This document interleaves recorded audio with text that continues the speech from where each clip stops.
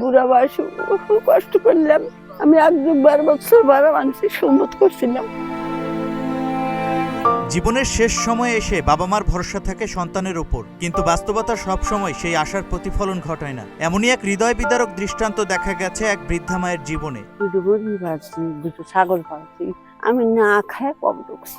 সন্তানেরা মৃত্যুর পর যথাযথভাবে দাফন করবেন কিনা এই অনিশ্চয়তা থেকেই জীবিত থাকতেই তৈরি করে রেখেছেন নিজের কবর।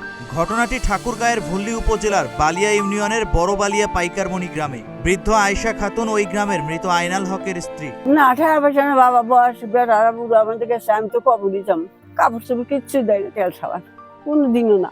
নিজে আমি বেটার মা, কইতেই বাবা কইলে ভাই। তার বাপ মরিয়া গেছে, বাবা কিছু করে নাই, তারা আমি তো করছি না। বাবা ওটা ভরসা নেই আমার বেটা করে, তার বাবা কি কিছু করে নেই।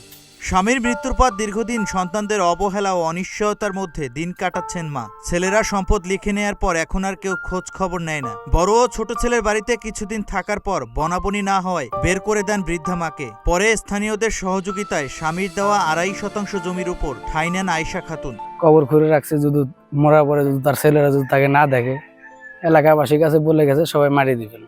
এবং কি কবর পাকা করছে, প্লাস্টার করছে, আর চাউল টাউল যা লাগে এগুলা সব আমাদের কাছে টাকা পয়সা দেয়, আমরা আনে দিই, পান সুপারি যা লাগে। ছেলেরা তার খোঁজ খবর নেয় না।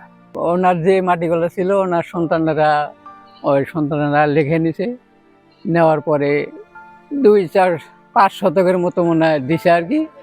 ওই মাটিটার ভিতরে একটা ঘর তুলে উনি থাকেন আর কি। বর্ষার সময় ঘরের ভিতরে পানি ওঠে, আপাতত এই পর্যন্ত পানি ওঠে। বৃদ্ধা মায়ের তৈরি করে রাখা এই কবর আমাদের সমাজ ও বিবেকের সামনে ছুড়ে দেওয়া এক কঠিন প্রশ্ন। আমরা কি সত্যি বাবা মার প্রতি যথাযথ দায়িত্ব, ভালোবাসা ও সম্মান প্রদর্শন করছি? Shahin Alam, green TV digital.